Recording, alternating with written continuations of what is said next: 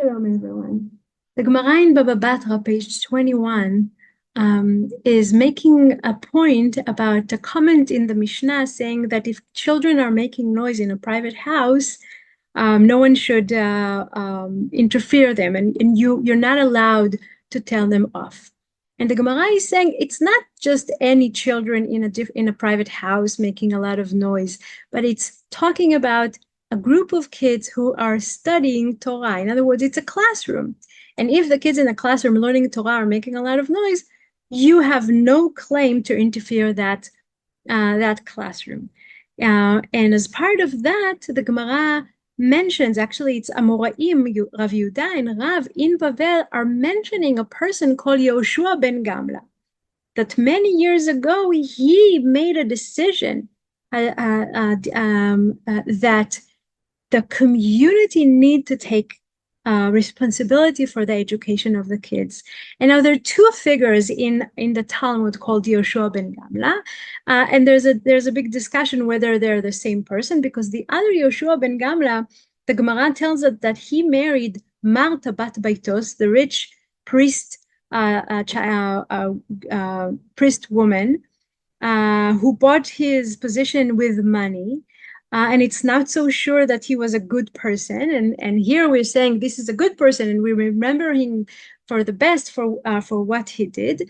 So some scholars say they're not the same person. Some say that they are the same person, but he also had good things that he did.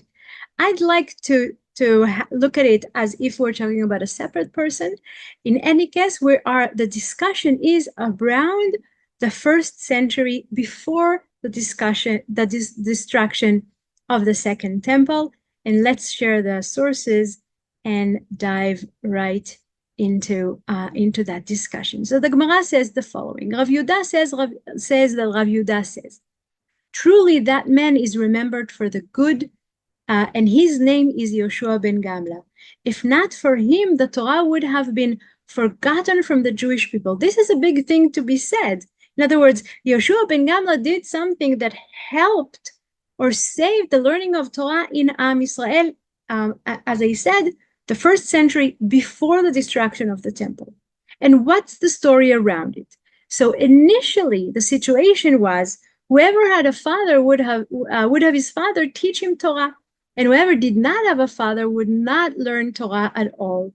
And the Gemara explains that they're interpreted that the verse that states, and you shall teach them, and to means, and you yourselves, otam you shall teach. Okay, so it used to be that if a child, his father knew how to teach Torah, he taught him Torah. And if the kid did not have a father, not only meaning that, God forbid, he didn't have a father, but the father did not know enough Torah in order to teach him, and therefore that child did not learn Torah, because they understood the obligation to be the father himself to teach Torah. Then what happened when Chachamim saw the situation that some kids learn Torah and some kids do not learn Torah, when the sages saw that not everyone was capable of teaching the children and Torah study was declining, they instituted an ordinance that teachers of children should be established in Jerusalem. They interpreted the verse for Torah emerges from Zion. Ki mitzion tetzeh Torah. But still, whoever had a father, the father would take the kids up to Yerushalayim, bring them to school. And whoever did not have a father, or the father was too busy working, did not bring the kids to school. So therefore, the sages instituted another ordinance that the teachers of children should be established in one city in each and every region. Pelech. Now, I just want you to see that these are anonymous declaration or ordinance that the Chachamim are mentioning. So they put a teacher in a big city in every region, and they brought the students in at the age of 16 or 17. But what happened then? But as the students were old and had not yet any formal education, a student whose teacher grew angry at him would rebel against him and leave. So then came along Yoshua ben Gamla when he saw that, and he said, okay, the teachers of children should be established in each and every province and each and every town, and they would bring the children in to learn at the age of 6 and at the age of 7. And in other words, that what Yeshua ben Gamla is saying is like, first of all, he's bringing the age of must learn to the age of 6 and 7. And he says it has to be in every city, in every town. We should have schools. And with regard to the matter at hand, since this system was established for the masses, the neighbors cannot prevent a scholar from teaching Torah in a courtyard. This in regards for the Sugya in Bava Batra. But our discussion here is the takana of Yoshua ben Gamla that says we are taking responsibility for the education of our children in every place, in every city and every town. We, the community, must provide teachers because it cannot be at the hands of the parents anymore from several reasons. Now, of course, the obligation to teach our kids is learned from the verse in Devarim, for example, and many other verses that are saying "Veshinantam levanecha," and you shall teach your children. And as we hear in Masechet Kiddushin that we learned many months ago, years ago, that the father is obligated with regard to his son to circumcise him and to redeem him, and to teach him Torah. Okay, and let's the responsibility for the education of the children is upon the teachers, and therefore the takanot came during a situation when people did not do that anymore, and the fathers could not teach their children. Now, interestingly, in the Yerushalmi, we hear a very similar declaration, a similar decree in the name of Shimon ben Shattach. Shimon ben Shattach was a chacham who lived before the destruction of the temple, but he was much earlier than earlier than Shimon ben Gamla. And Shimon ben Shattach taught in Yerushalmi, it's recorded in the Yerushalmi, that children have to go to school. In other words, it's a little bit different. Yoshua ben Gamla is saying we should put teachers everywhere. And Shimon ben Shattach is saying children must go to school. In other words, we should not put it in the hand of the parents anymore. It shouldn't be a responsibility in the household because it's not working. And if we're not teaching the kids properly to read, to write, to read, to learn Torah, then we will not be able to pass on the tradition and to pass on our identity. So some say that Shimon ben Shattach is the anonymous decrees mentioned in our Gemara. And then later in time, when Yoshua ben Gamla saw that it's not working, then he fixed it to be everywhere and in an earlier age. But it is interesting that in the Yerushalmi, it's the children have to go to school, and it's not what the community or the parents must do to the kids. Now, one commentator in the beginning of the 20th century called Rabbi Sachar Tamar, in his book explained why Shimon ben Shattach, at least it's the earlier point in history when we hear a chacham saying that kids must go to school. Why did it happen in his time? And Shimon ben Shattach lived. He was the brother of Shlom Tzion Malka, the wife of Alexander Yanai the king. This is a time where the people of Israel in Eretz Israel are divided to at least 3 groups. We have the sages, we have the groups, the Chachamim, who were mostly part of the common people. We had the Isiim, who lived in the desert and were very ascetic, and they had their own rules. And we have the Tzeddokim in Yerushalayim, who were part of the priests' families, who all together not were only corrupted, but they also didn't believe in Olam Haba and had different ideas theologically.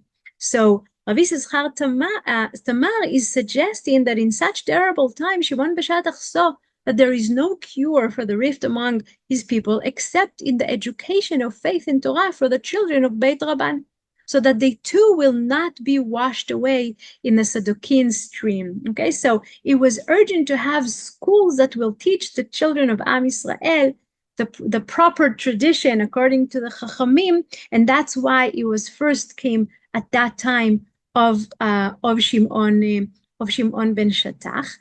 We'll go back to that in a minute. And the Rambam in Hilchot Talmud Torah is extending that order to really be a very serious one, to say that and to mention in his halacha something that is saying is stated in the Gemarot, that school children should not be rendered idle even for the sake of building the holy temple. In other words, if you have kids learning Torah and you need more hands to build the Mikdash, let them continue to learn Torah. It's more urgent and it's more important to build the Mikdash. And I think it's a beautiful metaphor to understand that you cannot build a building if the foundations are not properly there and put. So the foundations of the people is not just a building, but it's the education through the next generation with the kids that must be taken care of. And I just thought it was interesting in the situation today, definitely in Israel, but Rambam is saying 25 kids is enough per class, per teacher. And if you have more than 40, you must divide them to 2 teachers. But there's also another aspect. In the Gemara in Masechet Shabbat, he's saying this really not easy thing to read, that Rav Himnuna is saying Jerusalem was destroyed only because school children there were interrupted from studying Torah. Okay, the community did not see the importance of learning Torah, or maybe they were busy with other things, thinking the other things were more crucial and urgent at that time, and they neglected teaching their kids Torah.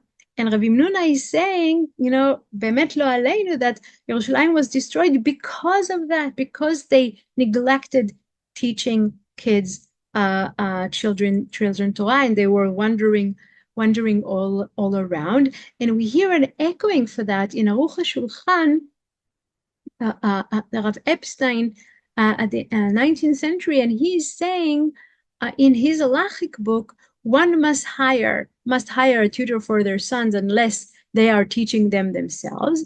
But the son of one's fellow, one is not obligated to pay for him on his own, but rather the community of residents is to make a Talmud Torah as I have written. In other words, the responsibility of a community is to have a Talmud Torah, a place where the kids are going to be educated at. So I need to take care of for my child, and you need to take care for your child, but it's a community obligation that there will be a Talmud Torah, so people who cannot teach their children can send their children there. And for one's great-grandson, we force him to pay for his studies when he is able to, and the child's parents are not, and when the child parents are not able to, or if he doesn't have parents, and if the kids doesn't have parents, lo aleinu, or the parents don't have money, they force the entire community to chip in for them also to be part of the school. And thus, we force all city residents to establish and maintain a Talmud Torah, to place tutors there to teach the poor and orphan children. This is an act of chesed. This is an act of arevut hadadit, of togetherness. In other words, when we establish, and we know that this is what happened for 2,000 years all over the Jewish diaspora. You establish a community, you have a shul, and you have a mikveh, and you have a shochet, and you have a butcher, but you also have a Talmud Torah. And the people of the community, poor and rich, are putting money in order to sustain and to hire the teachers for the Talmud Torah.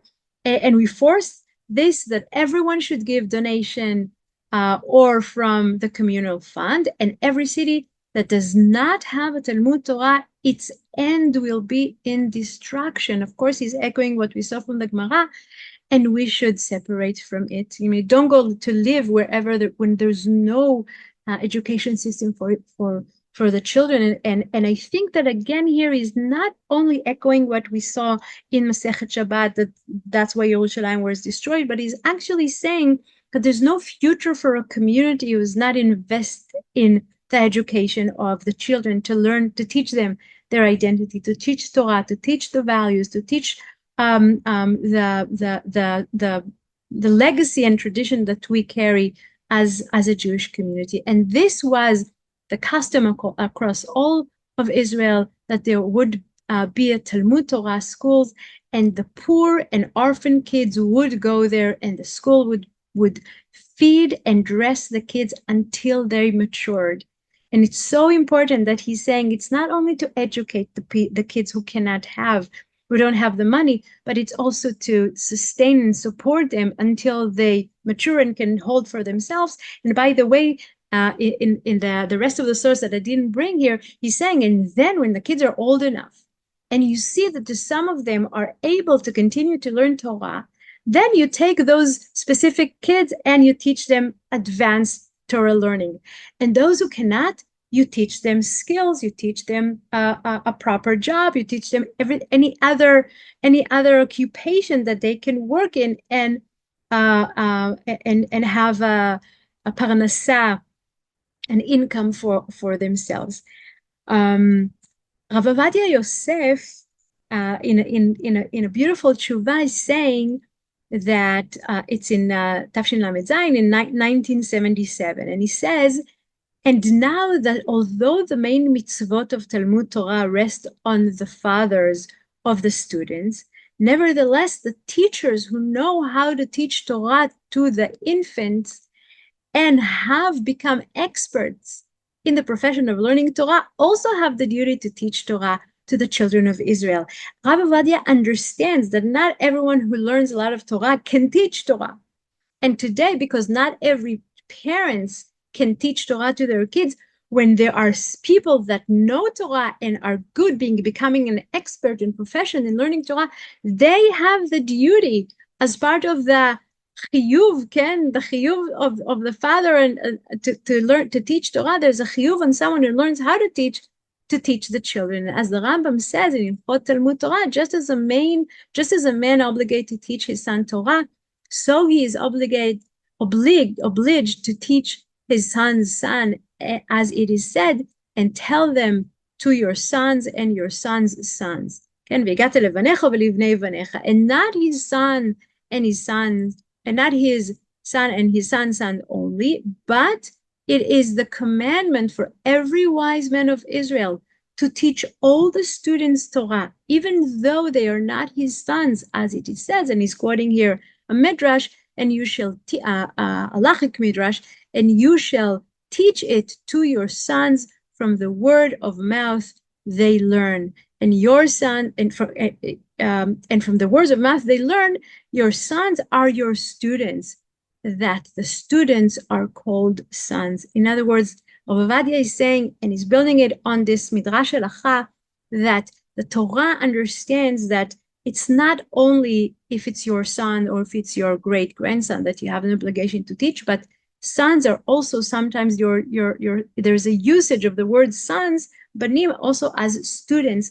So if you can, you must teach the students, even though they're not your children. You must teach Torah, and which obviously extends that. And I want to finish with a beautiful quote from Rav Ben Zion Uziel, who used to be the Rav of Medinat Israel, one of the first, together with Rav Kook. He was a Rav Rashi Israel before the establishment of the State of Israel, but he also lived to see also the establishment of the State of Israel. And this is from 1951. And he's saying, as being a Rav who is very much see the State of Israel as part of Geula, and as a lechatchila thing that very, very Zionistic. And Rav Uziel is saying, from then on, the government itself appoints teachers and admits students to school. The traditional responsibility of the community to make sure that there are Talmudei Torah, schools for kids in the community, says Rav Uziel, is now moving to the hands of the government. And the Israeli and the Jewish government must appoint teachers and admits children to school. In other words, he combines both the words of Shimon ben Shattach and the words of Yoshua ben Gamla, and he's saying this is our duty as a Jewish state to have schools and to have the kids go to school and to have free schooling for school, because it's our duty to educate our kids and to teach them not only knowledge but also the heritage and the tradition of our people.